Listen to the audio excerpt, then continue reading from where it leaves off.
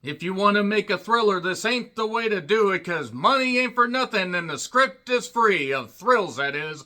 Blackwater Lane is currently streaming on the Cock, or Peacock, that is. It was directed by Jeff Solitano, who did The Hill, and he's done some other movies that certainly looked like they were great quality. Check out his IMDb page to see what I mean. And this was written and produced by Elizabeth Fowler. There's Fowler play afoot. Okay, I'm going to try to be nice here. No, I'm not. Blackwater Lane is one of the dumbest, goddamn, most nonsensical horror suspense thrillers that I've seen in fucking years. One of the laziest of 2024.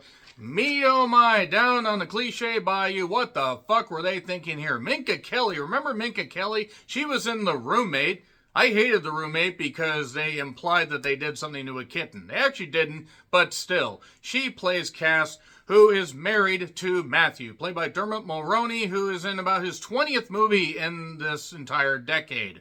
Maybe just in the last 2 years.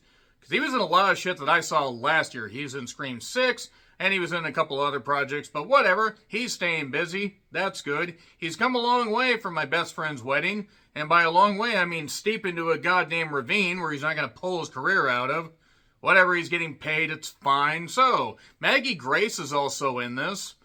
Maggie Grace, who actually seemed like she was on the ascent, and I don't know what the fuck everybody was thinking when they decided to be in this, but this is a horror suspense thriller that involves Cass seeing a dead body on Blackwater Lane in a movie called Blackwater Lane. Surely, movie, you do not expect us to wrap our heads around this incredible detailed twist.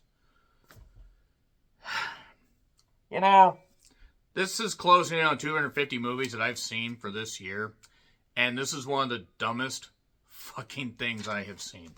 One of the laziest, one of the most boring, one of the fucking goddamn just brain dead, brain parasite consuming. I don't know why this makes me mad. I really don't, but maybe because there was potential here and it decided to just go the full lazy route.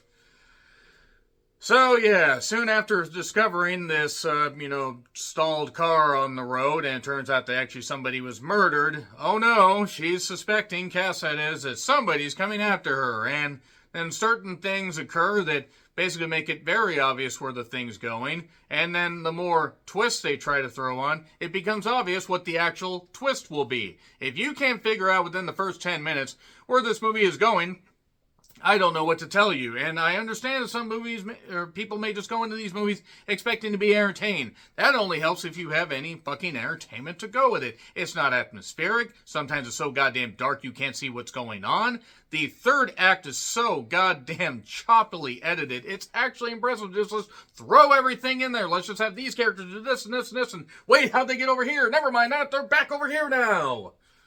Oh, but wait, then there's a double twist near the end. I refuse to believe that anybody actually read the script. I refuse to believe there wasn't actually a script. I think AI wrote it. And then the AI gave up, and then somebody had to put their name on it so somebody could actually be credited. Or blamed in this case. Lionsgate is not having a good goddamn year at all. Yeah, between that, I mean, the sad thing is, Borderlands and what, The Crow, the remake of The Crow, Lionsgate might just be going into goddamn bankruptcy at this point. I hope not, because I'm sure there are good people at Lionsgate, none of which have helped produce movies like this. So, nevertheless, 5 to 700 studios besides Lionsgate had something to do with this, including Vitamin A Films. The movie could have used a B12 shot, or just a shot, right? No, not going to say that. Could have just done what, Chris or Carrie Von Erich did. Would have certainly been less painful. So, yeah, basically, there's this Crawford house that was bought by Cass and Matthew, and they're putting it together. Rachel is her best friend, and then more things get revealed, and from there, this mystery must be solved, and I don't even want to do the DuckTales thing, because this movie doesn't even deserve that. Cass has seen things, and is it real? Is it Memorex? Is it Hereditary? No, it's not Hereditary, because Hereditary was actually good. It's on Peacock if you want to check it out. Granted, Minka Kelly was never known as exactly a great actress, but Jesus Christ, she did an opening narration where I'm like, was she just recently revived from a 20-year coma? Whatever, No thrills, no nothing. Terrible writing, terrible direction. It's terrible. 3, 2, 1, spoilers. Okay, so there's this whole thing about the Crawford house, and the police are investigating. Weird stuff's going on. Cass is trying to convince her husband that things are, happening and occurring around here that are sinister. But no, it's actually nothing sinister. What it turns out is that it's actually very much a human element here. Also, there's this idea that it could be this guy, John Martha, that is a colleague, so to speak. And they might be implying that Cass and him are having an affair, but no. They did like each other back many years ago. And Rachel basically practically gives a goddamn red neon sign like, it's me, I'm doing this, Cass, and you're too stupid. To be fair, Cass is a monumentally stupid character. Maybe it could be this student, Andrew. They imply that for like one scene, because he's a little bit obsessive. Don't get me wrong, Minka Kelly, very attractive woman, but come on. Seriously? Let's pick one narrative, or maybe just 2 ideas, and let's go. No, or let's just pick everything. Let's just try to splinter off and do this, or we can just make it obvious that we're going down this one path and just, make it halfway decent. So she's seen things. It turns out that she was actually in a psych ward, that she had a breakdown after her mother died. Her mother also had dementia. So now the idea is Matthew is like, maybe you have early onset dementia. The doctor said, oh, there's this weird stuff going on. Rachel also is revealed to have had an affair with somebody. And it also turns out that the person that died was this woman named Jane Waters. Jane, you ignorant. Can't say the actual word. But it's a Dan Aykroyd line from SNL, just in case anybody doesn't know. And yeah, Cass talks to Alex, Jane's wife. There's not a lot of meat to this. They try to do a bunch of stuff, but none of it works as a narrative. Then basically the first time she got chased down almost by a delivery truck while all this stuff was going on with the dead body and stuff like that. And then she almost got ran off the road by some Land Rover, or a Land Rover-like vehicle. And there's more anonymous tips, more stuff that's going on. So the police are investigating. And the police are like, well, these tips are anonymous. Anonymous. And Rachel's middle name, it was revealed, by the way, by somebody else that, her middle name was Crawford, just like the house. And she was having an affair with someone's husband, and then she was caught. And the only reason that they lost the Crawford house is because the grandfather, it was some kind of fraud scheme thing, and they lost quite a bit of stuff. So, basically, there was also this earlier thing that Rachel said, well, hey, we raised some money for you to go on this, trip. So, we really want to help you. I mean, even though you have a lot of money, we're going to help you. But then that gets totally twisted around a little bit later. A goofy car chase, and then we're within the final few minutes of this whole thing.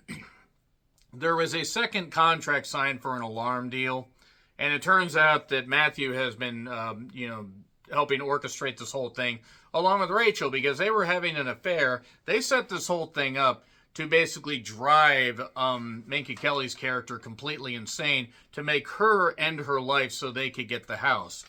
A divorce might have worked too, but whatever. And they basically manipulated it that she's known Matthew for quite a while. But actually, it turns out that Matthew and Rachel orchestrated this whole damn thing. But oh, no, don't worry. Because suddenly, Minka Kelly ends up dead. And this horrible stuff's going on. Oh no, Andrew discovers her. But then it turns out she's not dead. Double twist.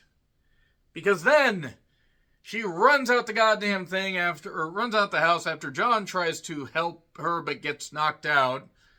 And they're renovating the house, by the way, so there's all this plastic wrap. In fact, at one point, Cass gets wrapped up in this plastic wrap, which I actually just believe that's Minka Kelly trying to stand. That's mean. I'm sorry. But with a name like Minka, you almost suspect that they have to keep her away from plastic bags so she doesn't put them over her head. Or end up like David Carradine. But nevertheless, she runs out of the goddamn house. She tries to drown Rachel, but then suddenly Matthew shows up and knocks her out. And then they have her like stranger style in there, and We've never had an affair. This is all in your head, but I want the house. You never gave me any of this money. Was this what it was about? Money? All this dialogue is thrown at us in one of the messiest goddamn conclusions. And then Matthew tries to step in, suddenly gets stabbed. I guess because he didn't want he had a change of heart. But he's dead. And then Rachel gets busted. John's fine. Except I'm not. I'm not after watching this.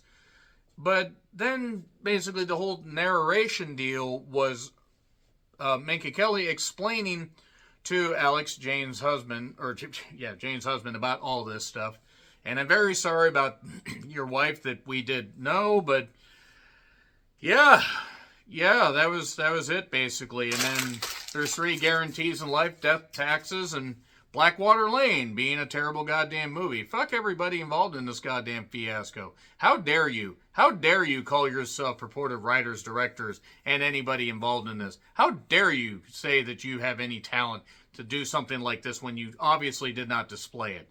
Am I being mean? Probably. But this is lazy. This is boring. This is inept.